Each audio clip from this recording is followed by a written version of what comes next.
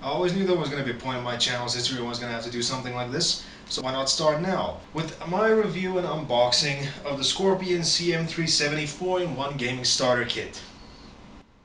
I suck at this. So why am I bringing you guys this video today? Well, I've just been scouring around the internet looking for some new stuff for my PC just to make it a little bit more comfortable to work with, and then I stumbled across this at a staggering price point of 350 Rand, which I'm pretty sure is around $25 American if you guys want me to be so specific. So I bought it, and like an idiot I decided to wait after I paid for the thing to look up some reviews. I mean, the reviews on Takealot were pretty positive, to be quite honest, but then I decided to look at two YouTubers who actually reviewed the product, and ironically both of them are also from South Africa. And the results? Well, me, both of them had different opinions.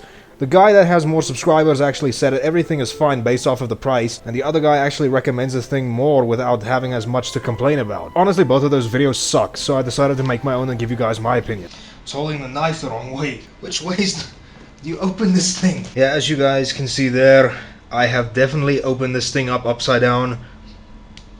Like and subscribe. Now, before we crack open this thing and review every single product that's inside, I thought it would be a little bit fair to compare it to my previous setup. First of all, we have this Weibo keyboard, which is really nothing too special. I mean, it does everything, it types, looks pretty. But I yanked it off my table once, and the top left side of the keyboard broke, so it already goes to show how cheap this thing actually was. Oh well, all that we can do with it now is...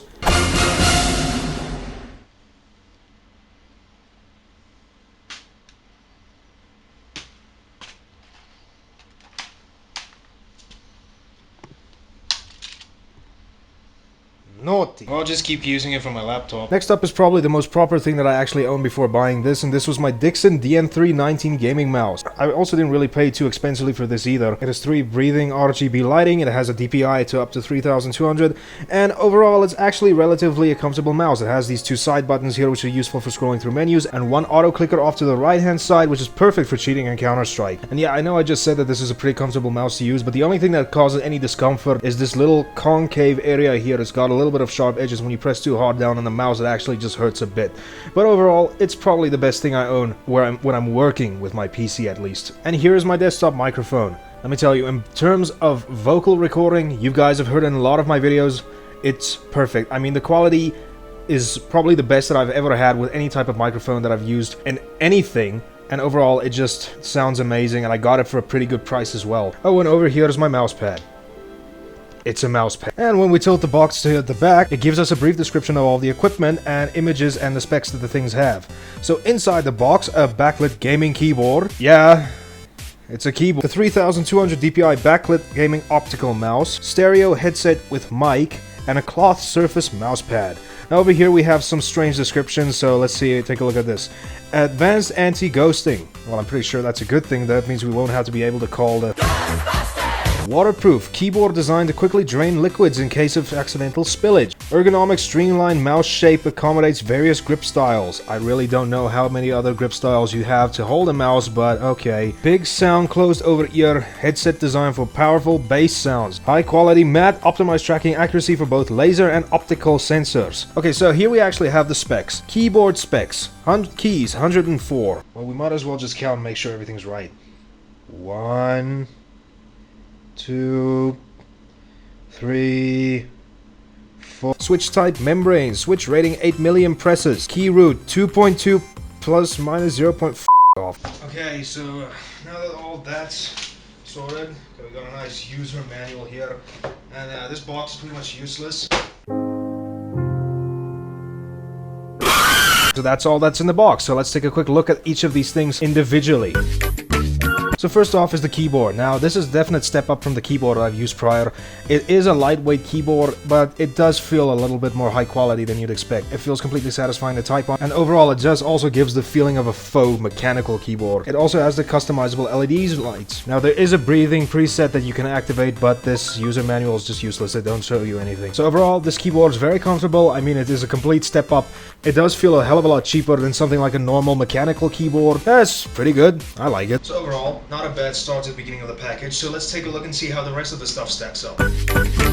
Next up is the mousepad. It's a mouse pad. Yeah, okay, I'm just joking. Overall, I don't exactly know how to critique this. I mean, it feels comfortable, it's a good size in comparison to the mouse. You have a lot of freedom of movement. Yeah, that's basically it. I'm not really gonna talk about this anymore.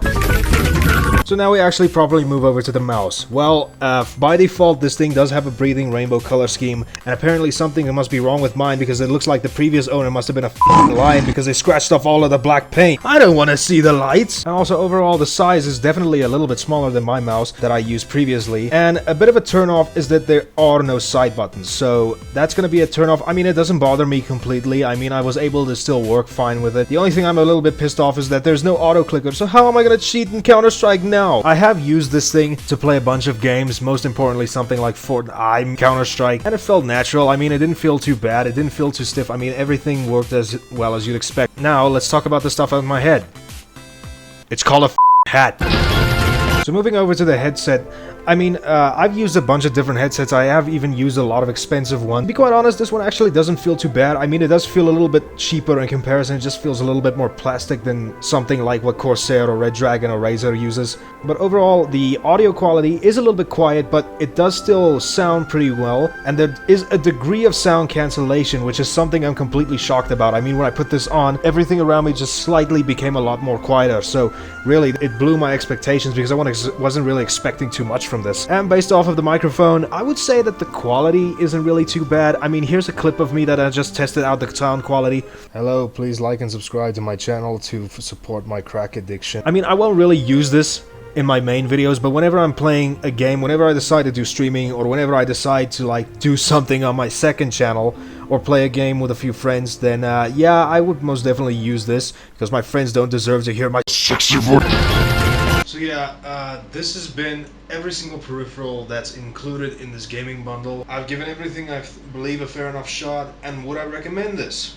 Yeah, definitely. I mean, for a fraction of a price, I mean, you're getting 4 high enough quality peripherals that'll get you by for until you decide to buy more expensive stuff that will be a lot more higher quality and will most definitely last you a bunch.